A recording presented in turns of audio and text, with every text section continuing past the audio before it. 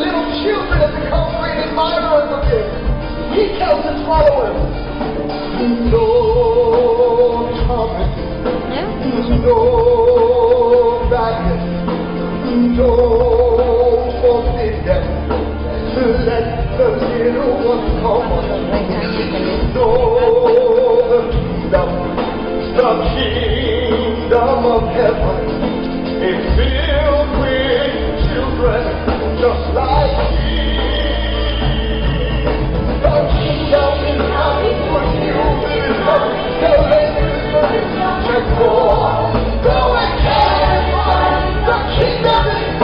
with triumph and death. Come follow me, and you'll clearly see our kingdom.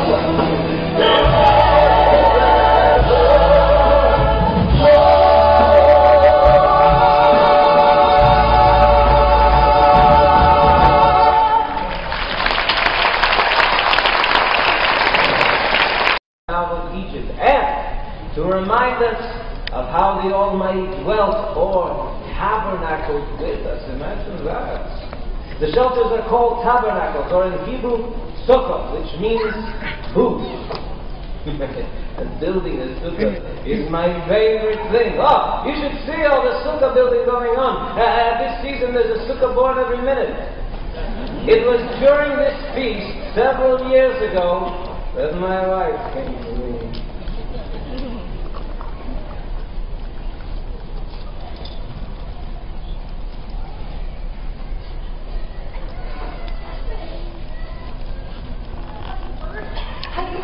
The man, the man, he's the one that's doing all the miracles, the holy man. You know, the holy man, his name is,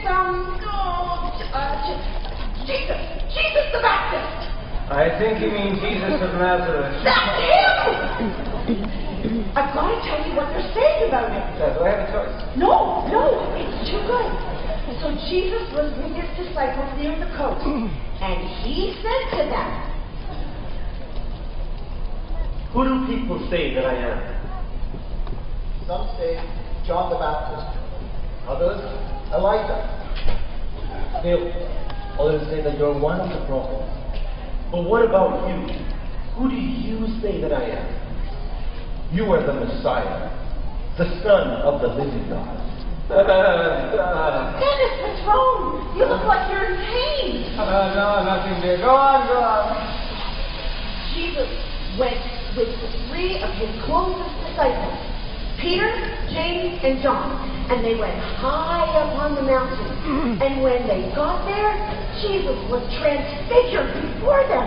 His face shone like the sun, and his clothes, they were as white as lightning, whiter than anybody could ever wash them. And then two men appeared, Moses and Elijah. They talked to Jesus. They talked to him and spoke to him about his departure, about what would happen when he was at Jerusalem. Well, the disciples were so afraid, they were so scared, they didn't know what to say. Rabbi, it is good for us to be here. If you want, let us put on 3 tabernacles. One for you, one for Moses, and one for Elijah.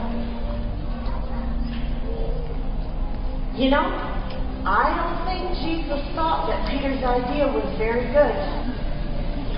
Because when he was talking to him, the brightest, most amazing cloud covered them. And then, the voice of the Almighty. This is my Son, whom I love. With him I am well pleased. Listen to him.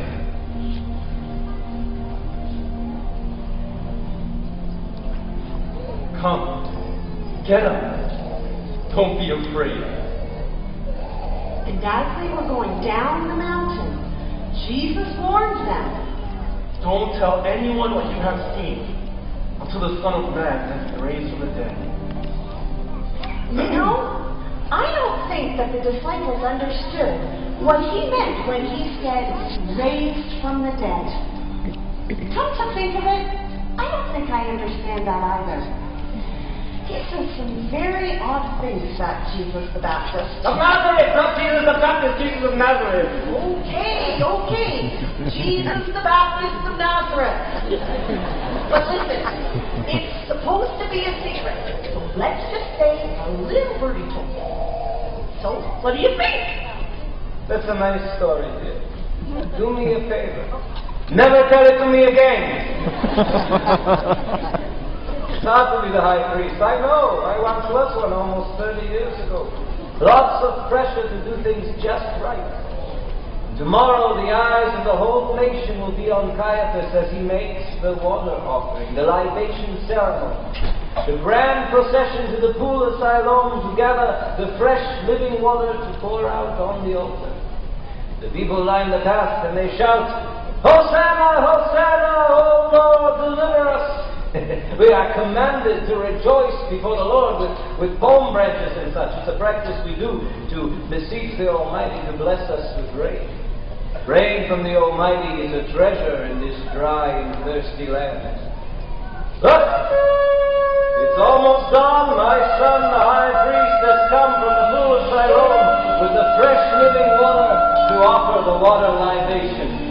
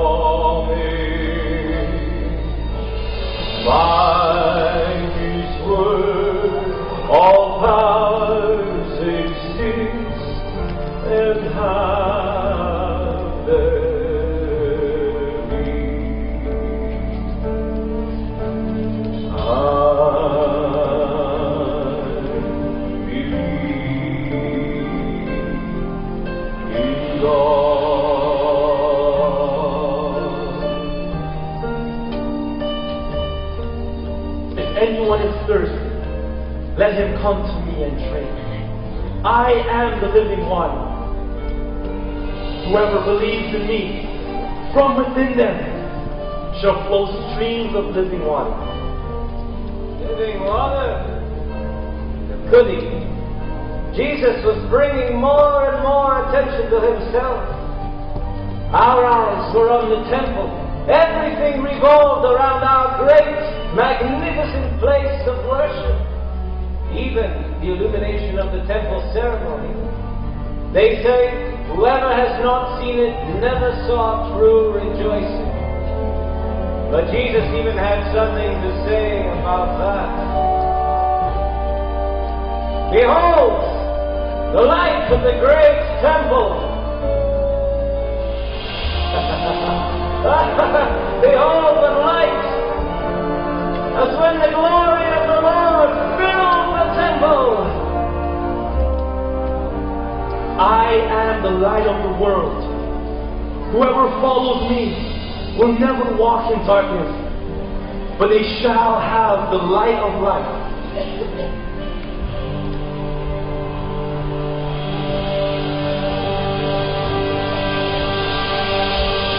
I will not fear, for God is my defender. I hold to my confession, and on His word I stand.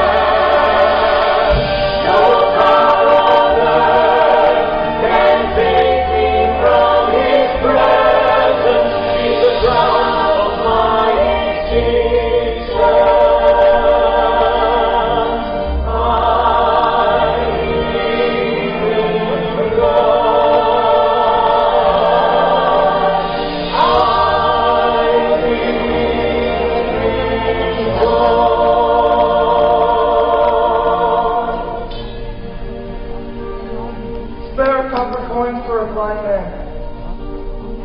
copper coin for a blind man.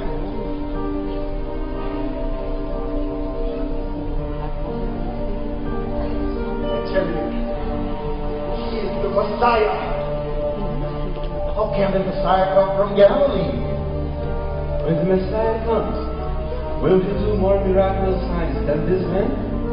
Spare a copper coin for a blind man. Spare anything for a man born blind. Who's he? This man or his parents? He was not blind.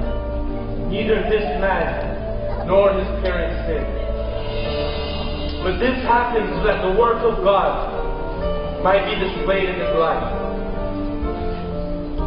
While I am in the world, I am the light of the world.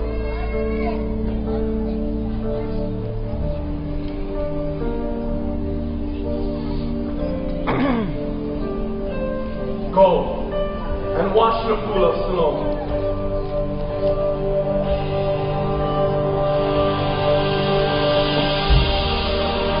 No one has ever spoken like this man does. You mean he has deceived you also? Does our law condemn a man before hearing him and seeing what he does? Are you from Galilee too? Look into it and you will find that the prophet does not come out of Galilee. It is well today, Caiaphas. We're going to have lots of rain this year. I can feel it. Jesus didn't perform the 4 miracles the Messiah will do. What about a man born blind?